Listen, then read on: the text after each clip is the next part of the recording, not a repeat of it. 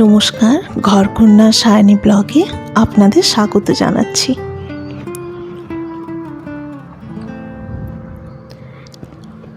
আজকের ব্লগটা একটু অন্যরকম।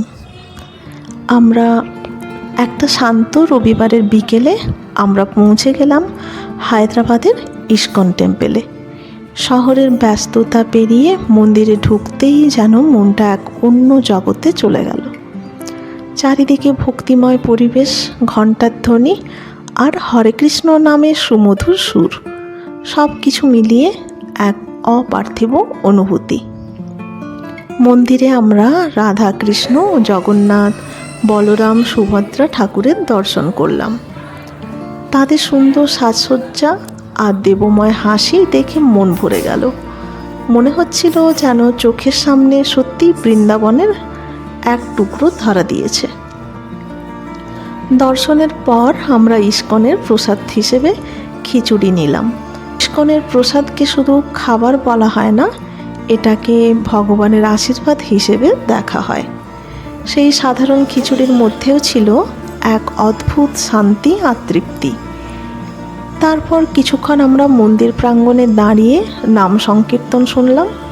হরে কৃষ্ণ কৃষ্ণ কৃষ্ণ হরে হরে, এই মহামন্ত্রের ধ্বনি যেন মনকে ধীরে ধীরে সব দুশ্চিন্তা থেকে মুক্ত করে দিচ্ছিল। আমি দেখলাম অনেক মা বোনেরা আসন পাচ্ছেন। কৌতূহলবশত আমি জিজ্ঞেস করলাম, এগুলি কি হবে? তারা খুব সুন্দরভাবে আমাকে বললেন, এখানে ভক্তরা একসাথে বসে নাম সংকীর্তন করবেন। সেই মুহূর্তে বুঝলাম, ভক্তি শুধু মন্দিরের প্রণাম করার মধ্যে সীমাবদ্ধ নয়, একসাথে ঈশ্বরের নাম গাওয়ার মধ্যেও আছে গভীর আনন্দ ও ঐক্যের অনুভূতি।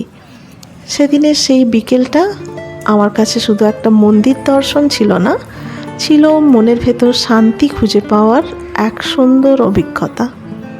হায়দ্রাবাদের ব্যস্ত জীবনের মধ্যেও ইস্কন যেন এমন একটি জায়গা যেখানে কয়েক মুহূর্তের জন্য হলেও মন সত্যিই প্রশান্ত হয়ে যায়।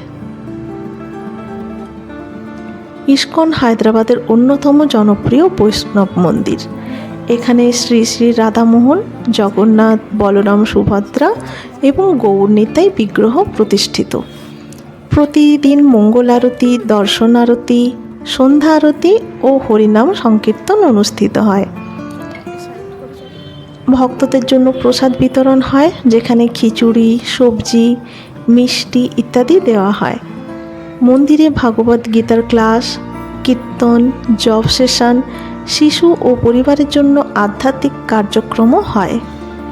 ইস্কনের উদ্দেশ্য হলো মানুষকে ভগবান কৃষ্ণের নাম, ভক্তি ও গীতা শিক্ষার মাধ্যমে শান্তি ও সৎজীবনের পথে অনুপ্রাণিত করা।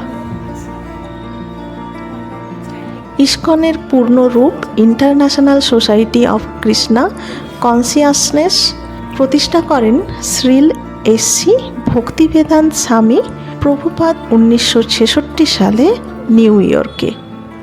ভগবান শ্রীকৃষ্ণের প্রতি প্রেম, ভক্তি, এটাই এনাদের মূল শিক্ষা। সবচেয়ে পরিচিত মন্ত্র হরে কৃষ্ণ কৃষ্ণ কৃষ্ণ হরে হরে, হরে রাম রাম রাম হরে হরে। ইস্কন বিশ্বাস করে এই মহামন্ত্র জপ করলে মন শান্ত হয়, ভক্তি বৃদ্ধি পায় এবং মানুষের জীবনে ইতিবাচক পরিবর্তন আসে। এই টেম্পলটি হায়দ্রাবাদের আবির্স এলাকায় নামপল্লী স্টেশন রোডে অবস্থিত। আমি আপনাদের পিন কমেন্ট করে দেব লোকেশানটি, যাতে আপনারাও এই টেম্পলটা ভিজিট করতে পারেন। কখনো কখনো জীবনে বড় সুখ খুঁজতে দূরে যেতে হয় না, শুধু একটু ভক্তি, একটু নাম সংকীর্তন আর ভগবানের সান্নিধ্যই মনকে গভীর শান্তি দিতে পারে।